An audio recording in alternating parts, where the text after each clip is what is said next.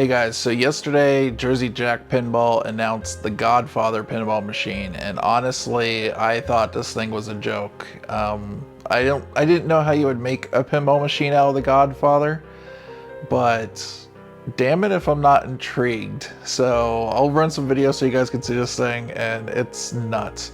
So there's the collector's edition and a limited edition with no standard, from what I can tell.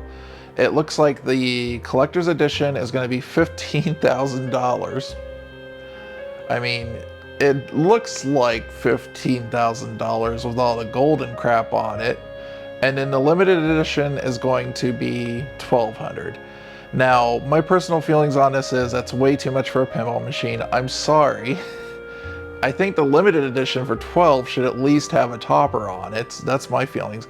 I think we're getting to the point where it's just, it's with the pricing, it's just, to me, just getting a little bit too ridiculous at this point, because when you see a Jersey Jack pinball machine, it definitely looks premium. I'm not taking that away from it, but it's just like that price. It's just, even if I was to buy one of these and put it on location, because remember, these started as commercial machines. These are supposed to be commercial machines, guys. You put them on location, how do you make how long does it take you to make $12,000 or $15,000 back $1 at a time? So I'm thinking the only way that this works for a lot of people is in bars where they're making a lot of money back also on the drinks. Maybe, but that's besides the point. I'm just saying, for me, I think the price is a bit high and a bit ridiculous. Now, I'm going to say I don't know what the cost of making a pinball machine is, and that's where there's a disconnect between what I think it should be and maybe what it really is. I don't actually know what the cost associated with these things are. I will say all the RGB and all that looks great.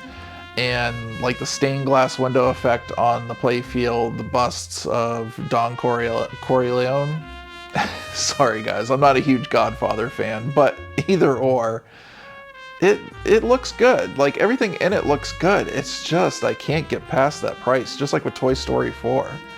So you got a cool mobster in the back of the playfield, and he's different depending on which version of the game you have, but he has, I think, a light on the end of his Tommy gun on both of them, so you can see him kind of firing and moving around. Underneath, there's a disc that you shoot into that spins.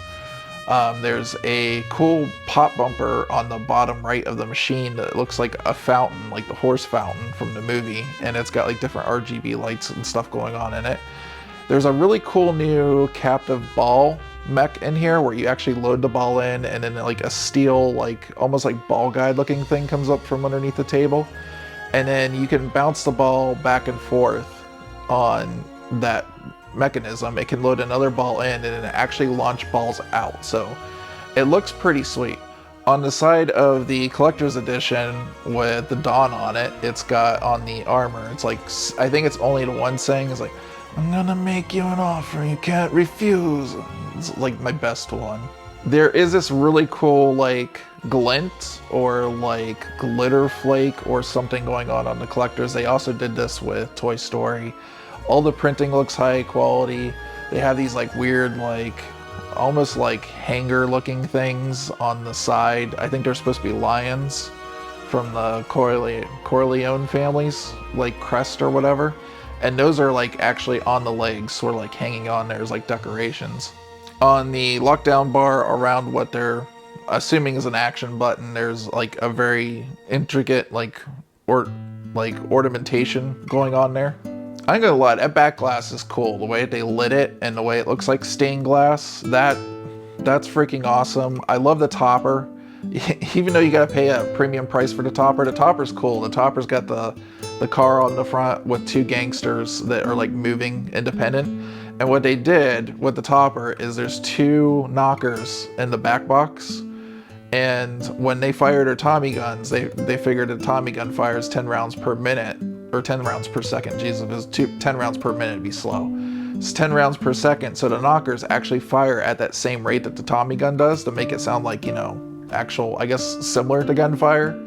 But man, I hope you got a large house with like maybe some soundproofing with that thing going off, because if it goes off a lot, that'd be very noisy.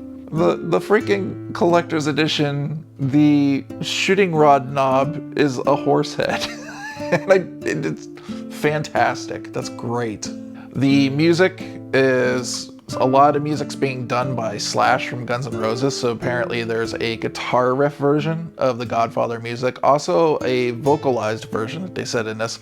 So one thing I worry about some of these movie pins and stuff like this is that maybe some of the music that they can license and stuff gets a bit redundant, and that's why I tend to like stuff like Foo Fighters a little bit better. It's what Deadpool did for me that I really liked, is that there's a lot of different variation in the music and stuff in Deadpool. And also, it would be nice with Foo Fighters having 15 songs on it. You don't hear a lot of the same thing over and over again. But this, I worry, like with it just being variations, like is that enough? Like I need to hear like the other music in that and stuff in this to see if it gets old.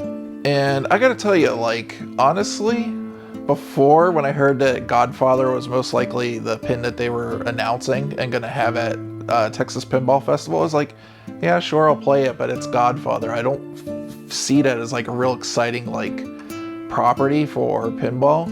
I gotta tell you, this wouldn't be my theme by any stretch of the imagination, but I think you guys did a fantastic job. That whole stained glass window with like all the multi-ball modes and everything, that thing is just so freaking cool. I gotta admit it. And like the fountain and all that, it comes together so well. And even though it's like so well lit, I was like, just this initial thought of Godfather, not like necessarily like an action thing, not necessarily, but the fact that like everything you're working towards is towards the baptism in the end.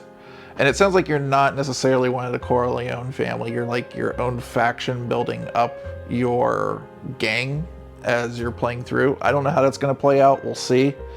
But I'll be playing this at TPF along with many other pins like Foo Fighters. And I think Galactic Tank Force is going to be there. I'm excited to see what the heck that thing is, along with many like homebrews and stuff. And I'll be at TPF later this month covering that. So if you guys want to see what all these new pinball machines are like, and there's arcade machines there too. So there might be some cool stuff there too. But we'll have to just wait and see. But man, Texas Pinball Festival is loaded this year. There's going to be a lot of stuff. I'm excited to see what's going to happen there. And yeah, you guys let me know what you think about the Godfather pin down below. And I will see you guys in another video later.